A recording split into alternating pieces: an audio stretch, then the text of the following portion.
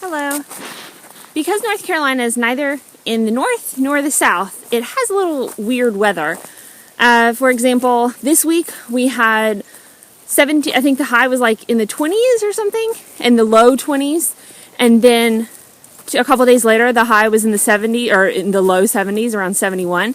And then a couple days later, it was back down to the 30s. So because I have quite a few things to do in the winter in the garden, I just kind of take advantage of the warm-ish days, or they are pretty warm for the winter. I mean, the 60s and 70s. And that's when I get my things done. The first thing I wanted to get done this winter was pruning. So I tackled the blueberry bushes first. I didn't do a how-to because I'm not an expert. I've been doing this for like 8 years, and still, every single time I do it, I stare at the blueberry bushes for probably too long trying to figure out what to do first, second, and third. But I left everything on the ground. See, this was like, then, so I pruned, it was like 60 degrees, and then it rained, and then you can see now it's frosting, and it's not even early morning. But I went ahead and left everything on the ground, partially because it was raining, but also just to show you guys how much I actually pruned. I mean, I pruned a lot. The basic premise of pruning is just getting everything out of the middle, and then getting rid of, you can see that's just really busy, and the busier it is, the more crowded it is, the less air it has, and it doesn't have space, then it's not going to grow as well. I'm sure I'm not explaining it incredibly well, but that's why I didn't do a how-to video. I just kind of looked things up, and for my trees, I looked at Paul Gauchi's videos. So you can look at That Nub's videos, L2 Survive, and he has a lot of videos with Paul, or maybe not a lot, but 2 or 3 with Paul, and he kind of takes you through how to prune a tree. So yeah, here are my blueberry bushes, and like I said, they're a little bit more complicated, at least in my mind.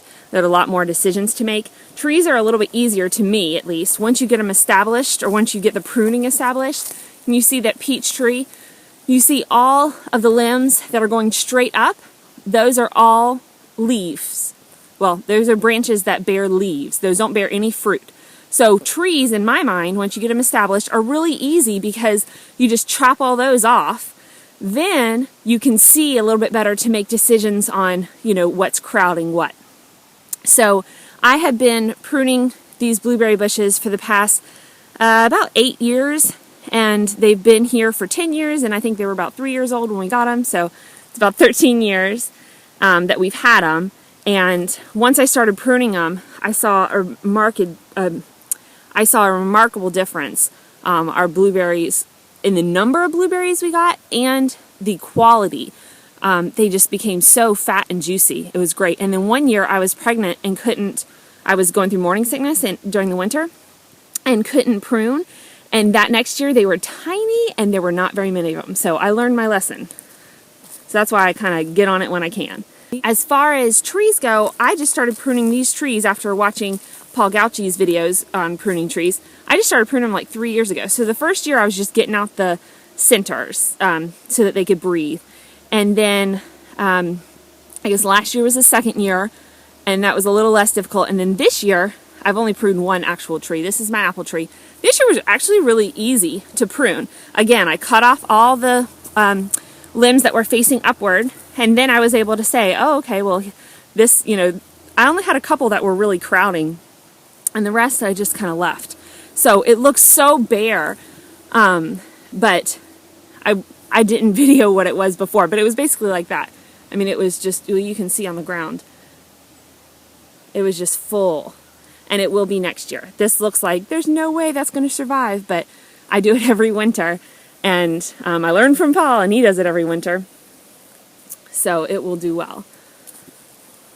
So today is supposed to be in the high 50s, so I will probably tackle the peach tree.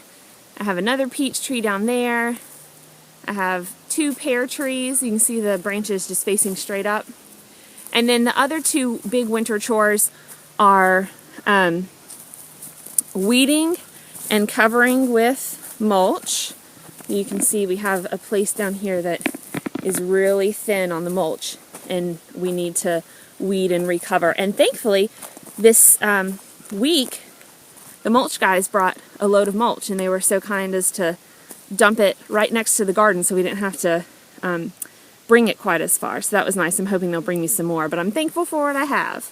Paul's taught me that. Just be thankful for what you have. And then the other thing that I do every winter is I winter sow in like milk jugs, old milk jugs. And I'll show you that when I actually do it, but that's another thing I do because I don't grow inside the house, you know, under grow lights or anything like that. I don't have room. I don't have the money. I don't even have a south-facing window. Those are my south-facing windows on the right side of the house, and they're shaded by the woods. So our south-facing windows don't do much for growing. I've tried for growing seeds inside, but so I just want to do a quick video on pruning, or I guess on what I'm doing in the winter, and I'll see you in the next video. Have a great day.